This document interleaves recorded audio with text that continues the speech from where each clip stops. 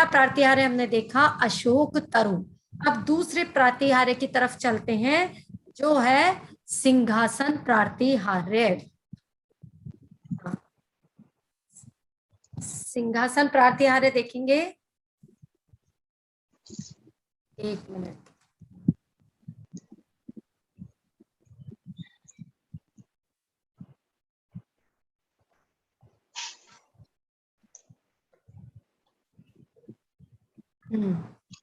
चलिए, पहले मैं पढ़ रही हूँ, फिर उसके बाद में आप मेरे साथ वैसे का वैसा ही पढ़ लीजिएगा। सिंहासने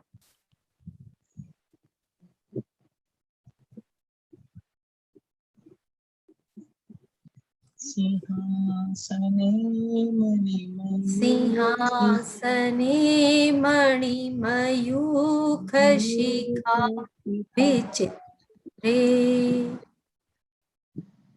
विभ्राजते तव वपु कनकावदातम्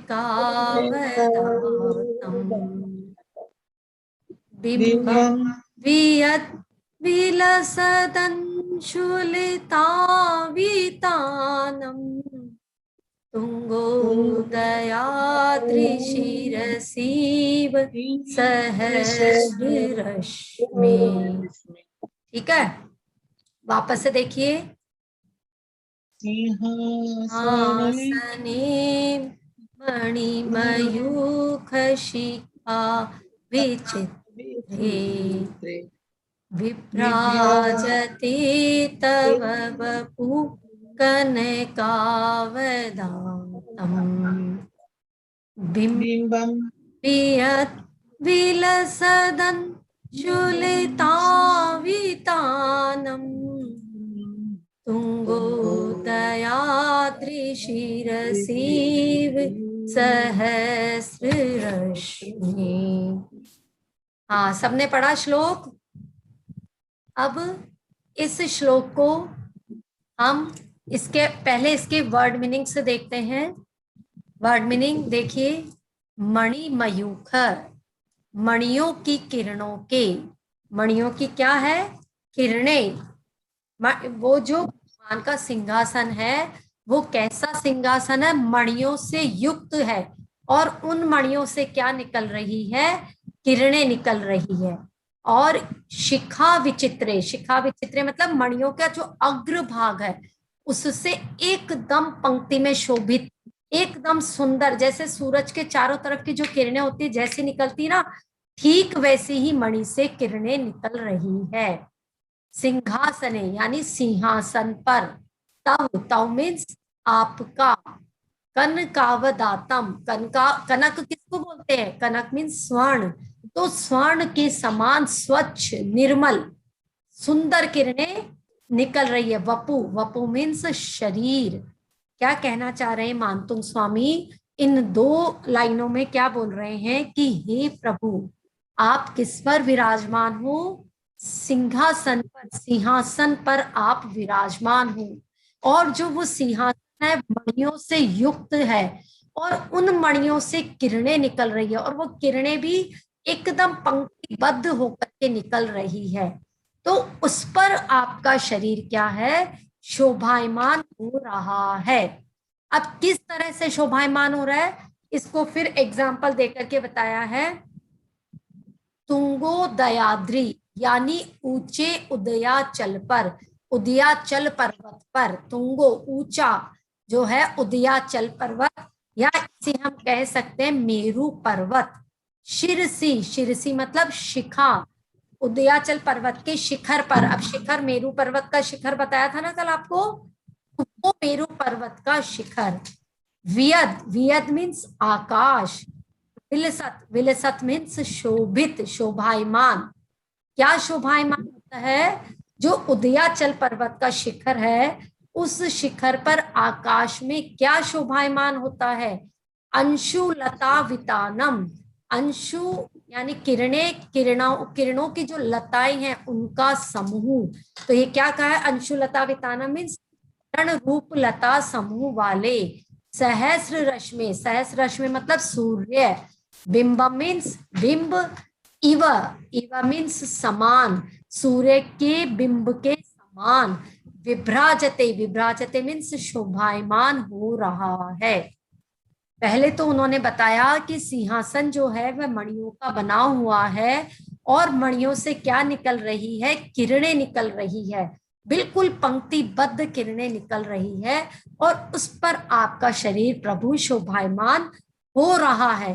अब क्या एग्जाम्पल दिया उन्होंने, कैसा लग रहा है सिंहासन पर प्रभु का शरीर, कैसा प्रतीत हो रहा है, बताया है मानकुंड स्वामी ने कि प्रभु ऐसा लग रहा है मानो जो खुला आसमान है और उस खुले आसमान में जो मेरु पर्वत है, उस मेरु पर्वत का जो शिखर है उसके ऊपर जो अंशुलता का समूह यानी कि जो सूर्य है वह वहां पर शोभायमान हो रहा है। ठीक वैसे ही आपका शरीर सिंहासन पर शोभायमान हो रहा है।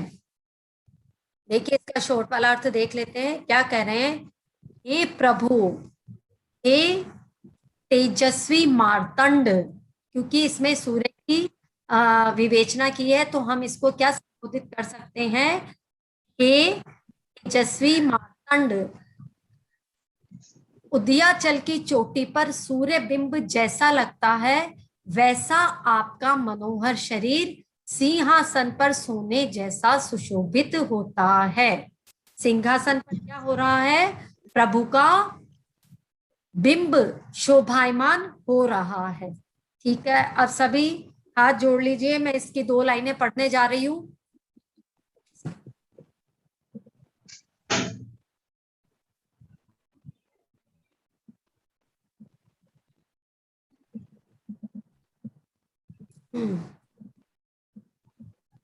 मणिमय सिंहासन से किरणें निकलती विचित्र, मणिमय सिंहासन से किरणें निकलती विचित्र, उस पर शोभित हो जैसे मेरु पर रविबिंब, उस पर शोभित हो जैसे मेरु पर रविबिंब।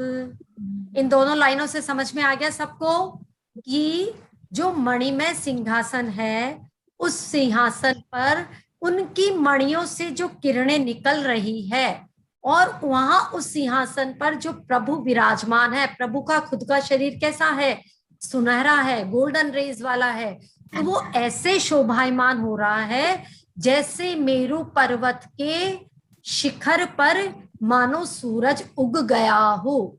तो उसमें उगते हुए सूरज से तुलना की है प्रभु के बिंब की, है ना। जैसे सुनहरा सूरज सुबह उठता है अरुणिमा लिए हुए होता है, लालिमा लिए हुए होता है और चारों तरफ हल्की हल्की रेस दिखाई देती है, ठीक वैसे ही जब प्रभु आप सिंहासन पर विराजमान हो तो उन मणियों से तो जो किरणें चारों तरफ आपके निकल रही है उसमें आपका बीच में आपका बिंब जो खुद सुनहरा है वो ऐसा लग रहा है, लालिमा फेंक रहा है तो मानो ऐसा लग रहा है मेरु पर्वत के शिखर पर सूरज उग आया हो।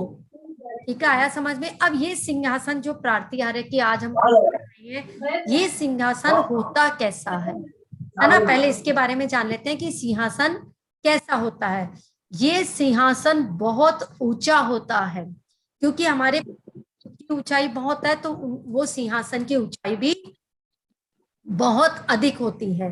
फिर उसके बाद में वो रत्न जड़ित होता है, सोने का तो बना हुआ होता ही है सिंहासन, स्वर्णमय तो होता है, लेकिन उस स्वर्णमयी सिंहासन पर मणियां, रत्न जड़ित सिंहासन होता है, खूब सारी मणियां उस पर लगी हुई होती है।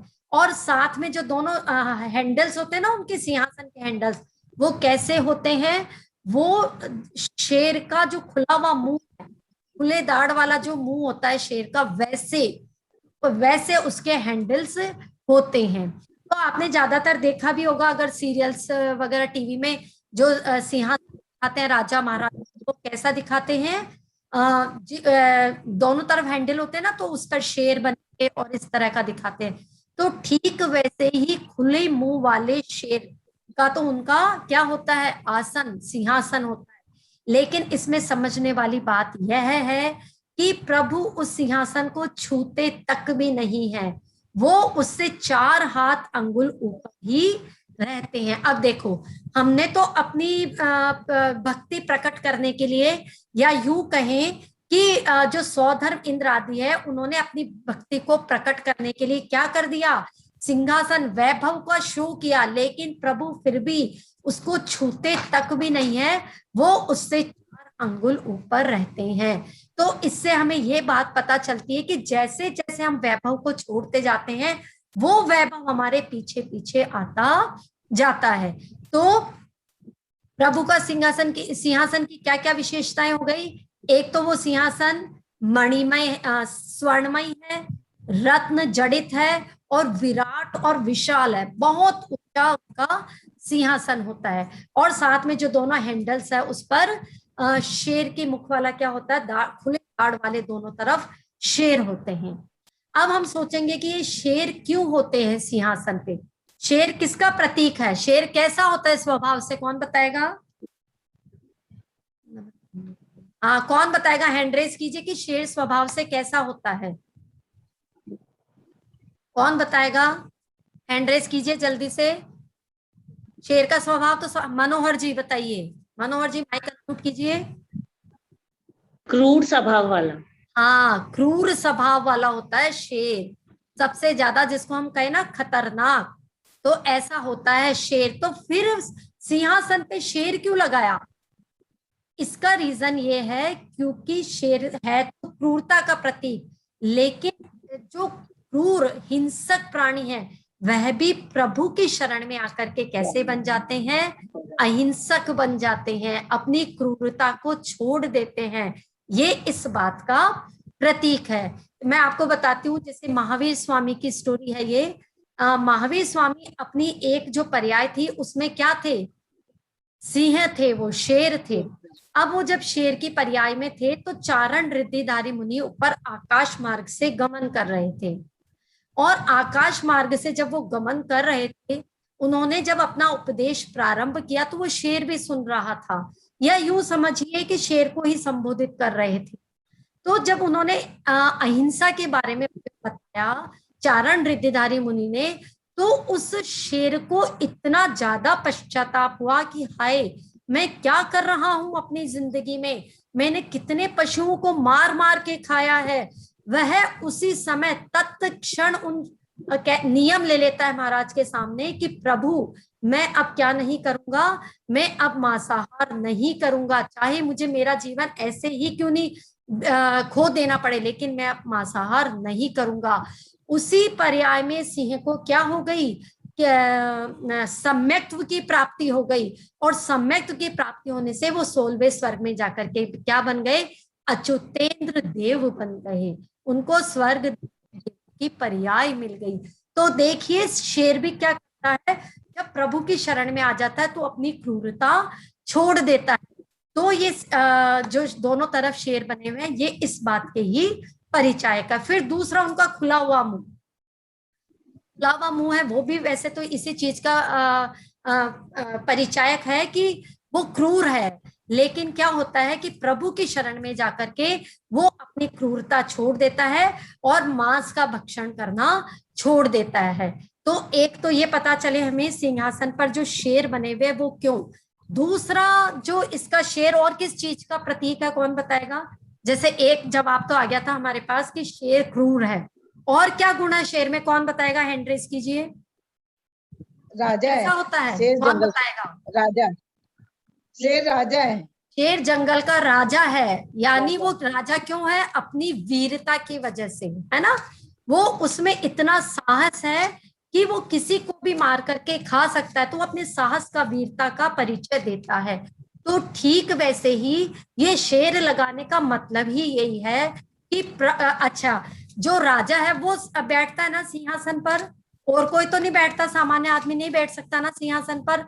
तो इसका मतलब सिंहासन पर वो बैठ सकता है जो उन शेरों से भी ज्यादा पराक्रमी है।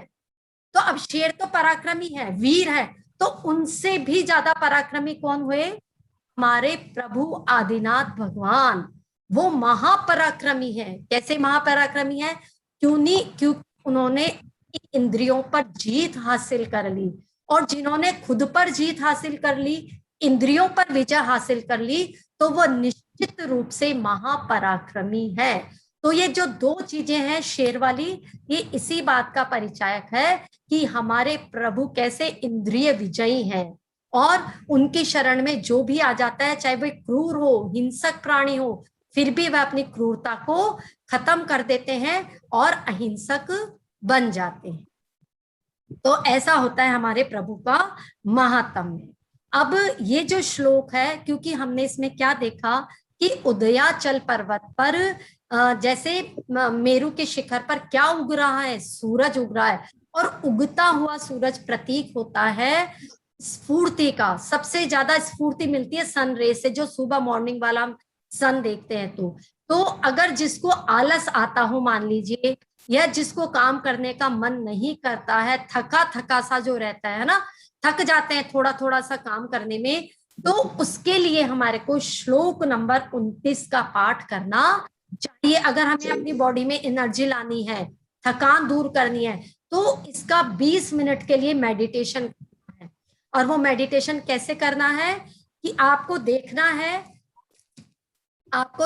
है कि मेरू पर्वत है। अब तो पूरी संरचना सबको पता है मेरू पर्वत की। मेरू पर्वत है, उसका शिखर, और उस शिखर के ऊपर क्या है, सूरज बिल्कुल हल्की हल्की लालिमा लिए हुए धीरे धीरे धीरे उग रहा है, और चारों तरफ से गोल्डन गोल्डन रेज निकल रही है।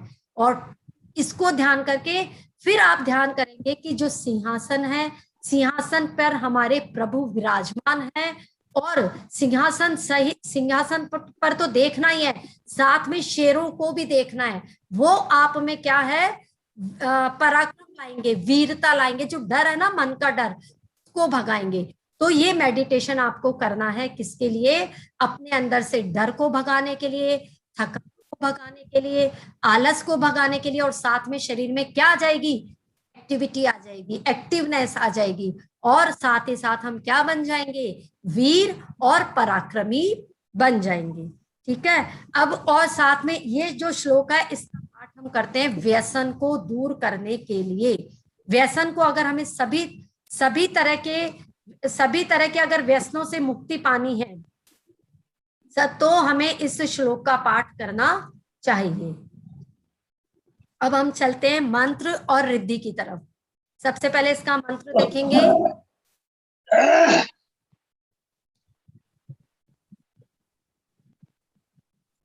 स्क्रीनशॉट कैसे लेते हैं इसका?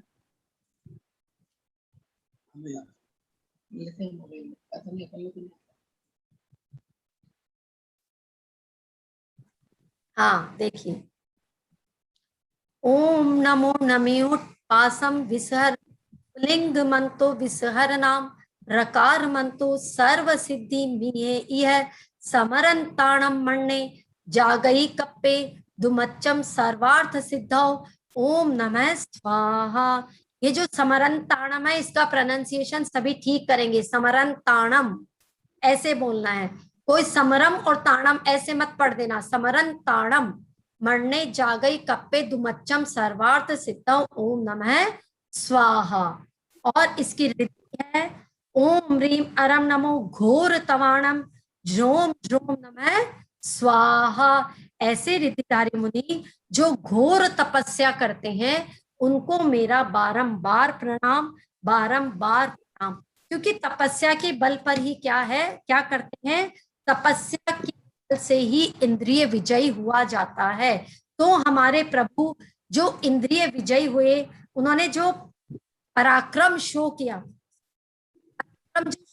वो कैसे किया, उन्होंने तपस्या करके। तो इसमें हमने किसको नमस्कार किया है, घोर तवाणम, घोर जो तपस्या करते हैं, ऐसे रिद्धिधारी मुनि को हमने नमस्कार किया।